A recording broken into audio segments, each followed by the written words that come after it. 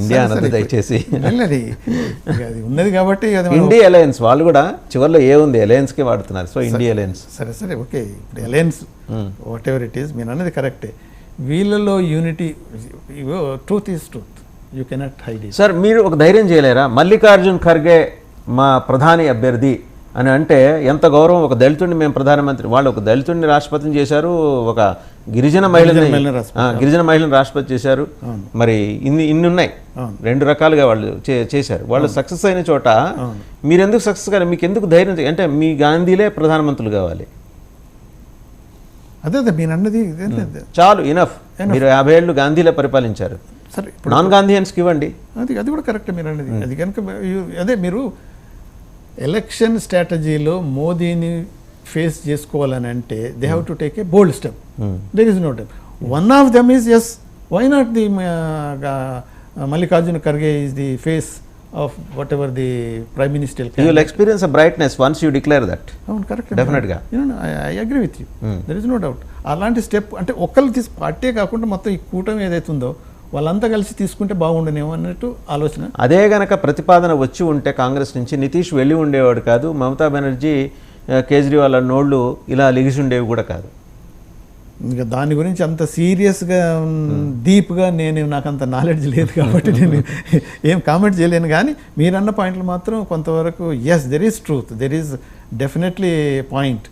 ఒకవేళ కూటమి అంతా కలిసి మల్లికార్జున ఖర్గేనే కన్వీనర్ చేశారంటే ఇండైరెక్ట్గా ఆయననే అన్నట్టు రిఫ్లెక్షన్. కానీ మీరు అన్నది ఏంటంటే మళ్ళీ ఇంకెందుకు ఆ ముసుగు కూడా తీసేస్తే సరిపోతుంది కదా, ప్రజలంతా ఓటేస్తారు కదా, అట్లీస్ట్ అది ఒక ప్లస్ పాయింట్ కదా, ఎందుకు చేయట్లేరు అనేది మీరు అన్న పాయింట్ కరెక్ట్, ఆలోచించాలి. ఇప్పుడు అంటే out of context, out of box కాదనుకుంటే ఒక సందర్భం ఇక్కడ తెలుగుదేశం పార్టీ ఉంది. వాళ్ళు చూడండి ఓడిపోయే ఇవి పరిస్థితుల్లో చోట దళితుల్ని తీసుకొచ్చి నుంచో పెడతారు ముందర. వల్లరామయ్య గారిని రాజ్యసభ మెంబర్, అది ఓడిపోయే సీటు, లాస్ట్ టైం ఆయన ఓడిపోయారు. ఇప్పుడు కూడా పెడతారంటే ఇప్పుడు మళ్ళీ వల్లరామయ్య గారిని తీసుకొస్తారు. పోనీ అలాగన్నా కనీసం అలా చేసినా అట్లీస్ట్ మీకు తృప్తి ఉండేది కదా. ఒక దళితుడిని, మేము దళిత నాయకుడిని ప్రధానమంత్రి అభ్యర్థిగా మేము ప్రతిపాదిస్తున్నాము అని. గెలిచారా ఓడారా సెకండరీ, ఎస్ ఒక స్టెప్ అహెడ్ ఉండేవాళ్ళు కదా అంటున్నారు. కరెక్ట్, ఆ పాయింట్ మాత్రం అంటే వెరీ వ్యాలిడ్ పాయింట్. అది ఆలోచించాల్సిన అవసరం అయితే ఉన్నది. ఒకటే ఇండివిజువల్గా పార్టీగా కాకుండా కూడా కాంగ్రెస్ ఇప్పుడు మిగతా మెంబర్స్ ఏదైతే మల్లికార్జున ఖర్గే గారిని కన్వీనర్గా ప్రపోజ్ చేశారో, యునానిమస్గా యాక్సెప్ట్ చేశారో, ఇప్పుడు శరద్ పవార్ అన్నాడు, ఆయన అంటాడు నో మనం పిఎం క్యాండిడేట్గా డిక్లేర్ చేయడానికి వీల్లేదు, ఇప్పుడు let's win the elections then decide అంటున్నారు. ఇప్పుడు వాళ్ళ వ్యూస్ ఎలా ఉన్నాయో కూడా మళ్ళీ మనకు క్లియర్గా లేదు, క్లారిటీ లేదు. ఇప్పుడు మమత మరి ఇండైరెక్ట్ ఏమున్నదో కానీ ఖర్గేనే పెడితే బాగుంటుందని అనేసింది.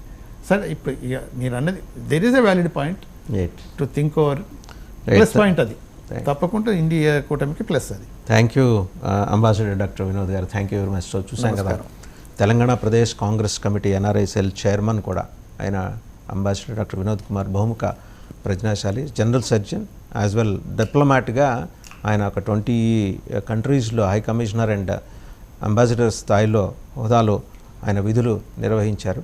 సమగ్రంగా అంటే 2 తెలుగు రాష్ట్రాలు